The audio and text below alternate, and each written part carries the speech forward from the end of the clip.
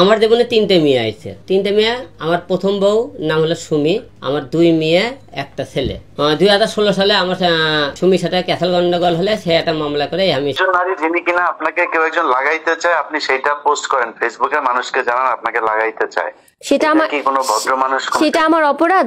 সেটা আমার অপরাধ না না, ওইটা আপনার অপরাধ হবে কেন ভাইয়া? প্রিয় দর্শক, দেশ ও দেশের বাইরে যেখান থেকে আমাদের ভিডিওটি প্লে করেছেন সবাইকে আমন্ত্রণ জানিয়ে শুরু করছি আমাদের আজকের ভিডিও। প্রিয় দর্শক, আপনারা জানেন এগুলো ঘটনার সাথে সাথে কিন্তু আমাদের যে সামাজিক অবক্ষয়, এটা কিন্তু প্রতিনিয়ত ক্ষয় হচ্ছে। প্রিয় দর্শক, আপনারা জানেন এগুলো ঘটনার পরে কিন্তু আমাদের সমাজ বিশেষজ্ঞরা এগুলো বিষয় নিয়ে চিন্তিত যে পরবর্তী প্রজন্ম আসলে এই ঘটনা থেকে কি শিখছে। এ বিষয়ে কথা না বাড়িয়ে সরাসরি আমরা সে ভিডিওতে চলে যাব। প্রিয় দর্শক, ছোট্ট একটি রিকোয়েস্ট, এখন পর্যন্ত আমাদের চ্যানেলটি যারা সাবস্ক্রাইব করেননি, দেশের সকল আপডেট পেতে আমাদের চ্যানেলটি সাবস্ক্রাইব করে পাশে থাকতে পারেন। চলুন কথা না বাড়িয়ে সরাসরি আমরা স্ক্রিনে চলে যাই।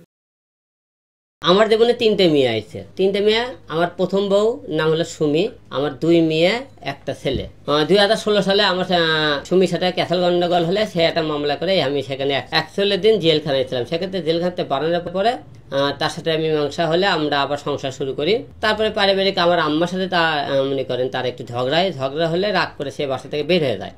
যা বলছে তুমি যদি বাসাগুলো আলাদা করতে পারো সেদিন তোমার বাসা যেমন, হলে আমি সংসার করবো না। তো বাবা মা বলে ঠিক আছে, একটু দেরি করেন, হলে সংসার নষ্ট করার দরকার নেই, আমি তোমাকে জায়গা দিচ্ছি, তুমি হলে যে বাড়ি করো। তারপরে আমার বাসার সাথে একটা বাসার ডুপ্লেক্স বাড়ি করি, বাড়ি করতে 2 বছর সময় লেগেছে। লাগার পরে আমরা প্রথম বউকে আনার চেষ্টা করি। সে এই 2 বছর টাইম লেগেছে, আমি বুঝতে পারিনি সে সৌদি এক প্রবাসে একটা ছেলের সাথে প্রেম করছে, আমরা বুঝতে পারি বিষয়টা। এই দিন 2 বছর সে সময় নেই। তো পরে আমার মা বাবা সবাই মিলে সে বললো যে তুমি হলে যে আসো, 3টে মেয়ে অন্তপক্ষে 2টে সন্তান দিকে মুখের দিকে তাকে হলো সংসারটা করো। বাংলাদেশে অনেক মেয়ে দেখেছি স্বামী ছেড়ে দিবি, মাগার তার সন্তানদেরকে ছাড়ে না। আমার এই বউটা এমন, সে সন্তান ছেড়ে দিয়ে গেল, আমি না খারাপ বুঝলাম।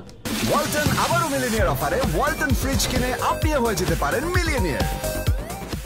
তারপরে আসলো দ্বিতীয় বউ নুসরাত। নুসরাতের সাথে মিডিয়াতে আসে যোগাযোগ হয়, কথাবার্তা হয়, হওয়ার পরে তার সাথে সম্পর্ক হওয়ার পরে জুটি হিসেবে কাজ করে তারপরে নুসরাতের বিয়ে হয়। নুসরাতের সাথে বিয়ে হওয়ার পরে আমরা কিছুদিন ধরে প্রোগ্রাম করে নুসরাতের সাথে সংসারটা ভেঙে দেওয়ার কারণ সেটাও বলতেছে, কী কারণ ভেঙে গেল। রমজানের আগে কিছু প্রোগ্রাম করি, মনে করে এখন না, নুসরাতের যখন সংসার হয় 2-2.5 লাখ টাকা প্রোগ্রাম করে বাসায় আসার পরে সে নুসরাতের কিন্তু বিয়ে হয়েছিল, তার প্রথম পক্ষে একটা ছেলে সন্তান আছে, আমার সাথে দ্বিতীয় বিয়ে তার। তো বিয়ে হওয়ার পরে 8 বছর ধরে সে বাসায় যায় না, সে বাসায় যেতে চাইলে করলে কিছু টাকা আলে বাসায় দিলে, তো এমন করে 30,000 টাকা তুমি চলে যাও মার্কেট করো, করতে না আসে 50,000 টাকা নিবি, তেমন কোনো 1 লাখের পরে এমন করে তুমি সব টাকা চলে যাও। পরে সে বাসা থেকে 1,20,000 টাকা নিলে বাসা থেকে বেরিয়ে চলে যায়। আমি এমনি রাগ করে গেছে, কদিন পরে আমি ঠিক হয়ে যাবো। তারপরে সে স্বামীর নামে একটা ছেলের সাথে বিভিন্ন জায়গাতে স্টেজ প্রোগ্রাম না মিউজিক ভিডিও এই সমস্ত কাজ শুরু করে। আমি সেই স্বামীর ভয় দেখাই, তাকে ভয় দেখাই, তাকে মনে করেন ওই জায়গাতে ফিরানোর চেষ্টা করি। আমি কোনো তুমি এখন পর্যন্ত তার বউ আসা, যতক্ষণ পর্যন্ত তুমি বউ আসা অন্য পুরুষের ছেলেটা তুমি কাজ করতে পারিবে না। আমি অনেক চেষ্টা করছি। পরে সে মনে করেন যে তার যে নেশা ছিল, সে বড় হবি নায়িক হবে এটা আমি বুঝতে পারিনি। সে আমাকে ব্যবহার করে দেয়, আমার সাথে চলাফেরা করতে আমি বুঝতে পারিনি। সে পরে সে বাধ্য, সে ডিভোর্স দেয় আমাকে। ডিভোর্স দিয়ে সে চলে গেল, যে বলছে আমি চরিত্র খারাপ। সে আমার চরিত্র খারাপ পরে কে করে, সে একটা কিন্তু মেয়ে সহকারে সে ধরতে পারেনি কোনোদিন। আচ্ছা গেল। দ্বিতীয়তে সে চলে যাওয়ার পরে রিয়ামনির সাথে ফেসবুকে পরিচয় হলো। রিয়ামনি বিয়ে হয়েছিল, তার একটা প্রথম পক্ষে মেয়ে আছে এবং সে বারে ডান্স করে। বারে ডান্স করতেছিল রিয়ামনি মায়ামনি 2 জন ডান্স করে। তো সেখান থেকে তাদের সাথে আমার পরিচয় হওয়ার পরে রিয়ামনির সাথে আমার সম্পর্ক বিয়ে হয়, আপনারা সবাই জানেন। বিয়ে হওয়ার পরে তাদের সাথে মনে করেন সংসার হওয়ার পরে রিয়ার সাথে আমার বিয়ের সম্পর্ক সবাই জানেন। প্রথম বাবা আমার মারা যায়, এটা আমার পালিত বাবা, যে বাবা বর্তমানে মারা গেছে আর কি। মারা যাওয়ার পরে যখন বাবা অসুস্থ হয়ে হসপিটাল থাকে, নিউরোসাইন হসপিটাল ঢাকায়, আমি আগারগা ভর্তি করি। রিয়া আপনাকে বলেছিল যে সে হসপিটালে গিয়েছিল। বউরা তখন যেদিন ঢাকায় আসে তারই একদিন আগে সে বউরা আব্বার সাথে দেখা করে ঢাকায় আসে, যে আমি আব্বার কাছে আসলো। সে বলছে চিকিৎসার অবস্থা, কিন্তু সে আব্বার কাছে ছিল না।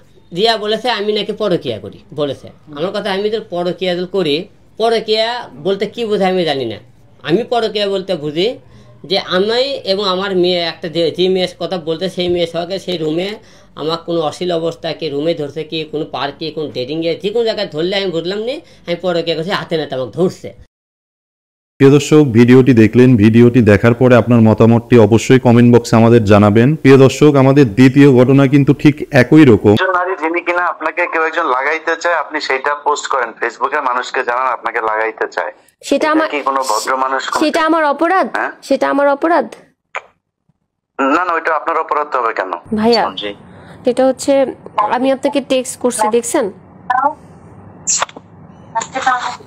না টেক্সট দেখিনি আপনার।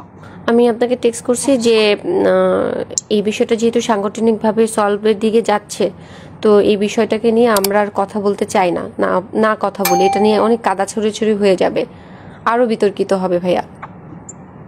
এই কারণেই কিন্তু আমি আপনার সাথে লাইভে যাই নাই। এক, দুই হচ্ছে আপনি আমাকে যা যা জিজ্ঞেস করছেন আমি কিন্তু আপনাকে সব সত্যি সত্যি বলছি।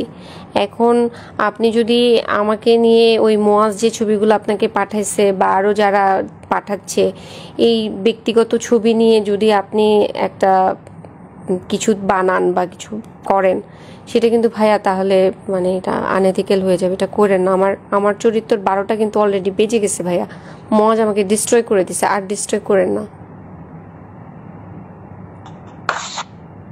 আপনাকে ডিস্টার্ব করেছে, কিন্তু আপনি যে আপনার শ্বশুরের ব্যাপারে যে অভিযোগগুলো করছেন আপনি তো সেটা প্রমাণ দিতে পারতেছেন না। আমি আমার শ্বশুরের বিপক্ষে যে কথাগুলো বলছি সেগুলির প্রত্যেকটা স্ক্রিনশট, সে আমাকে কি কি ভাষায় লিখছে সেগুলির স্ক্রিনশট দিছি। মোয়াজ আমার বাসার মধ্যে ঢুকে আমার ল্যাপটপ নিয়ে গেছে। স্ক্রিনশট আপনি 1000 বানাইতে পারবেন স্ক্রিনশট। আচ্ছা আমি যেটা বানাইছি, আচ্ছা যেহেতু বানানো যায় তাহলে এটাও সম্ভব যে এটা যে বানানো হয়েছে সেটা আপনি বাই করেন যেটা আমি বানাইছি। হ্যাঁ হ্যাঁ, তাহলে হ্যাঁ এটা আপনি ফাইন্ড আউট করেন যেটা আমি বানাইছি। এটা আপনার ওইখানে একজনের নাম দিয়ে সেভ করা, রাইট? কোথায় একজনের নাম, মানে ওইখানে স্ক্রিনশটের মধ্যে ধরেন আপনি একজনের নাম দিয়ে সেভ করলেন যে প্রেসিডেন্ট ডোনাল্ড ট্রাম্প নাম সেভ করে আপনি একটা নাম্বার থেকে। আরে হাসান আরিফের ফেসবুকটা এখনো আছে, আপনি হাসান আরিফের ফেসবুকটা দেখেন যে হাসান আরিফের ফেসবুক থেকেই তো আসছে কিনা। হাসান আরিফের ফেসবুক ভেরিফাইড না হলে তো এটা হাসান আরিফের ফেসবুক না। ভেরিফাইড ছাড়া আপনি কেমনে বুঝবেন? আরে হাসান এখন পর্যন্ত তো ওই ফেসবুকটা তো চালাচ্ছে এখনো তো যে নোমান বা ওই যে হাসান আরিফের যারা জুনিয়র আছে তারা তো এটা এখান থেকে এখনো বিভিন্ন আপডেট দিচ্ছে হাসান আরিফের কাজ সম্পর্কে, তার মৃত্যু দিবস, এই দিবস সেই দিবস, সেগুলো তো আপলোড করতেছে তারা। এটা তো আমার কন্ট্রোলে না, এটা তো তাদের কন্ট্রোলে আছে। আপনার ওই আইডিটা থেকেই পাঠাইছে আপনাকে? হ্যাঁ ওই আইডিটা থেকেই পাঠাইছে। হ্যাঁ হ্যাঁ ওই আইডিটা। হ্যাঁ এখন মানে ওইটা কি আছে প্রমাণ আপনার কাছে ওইটার?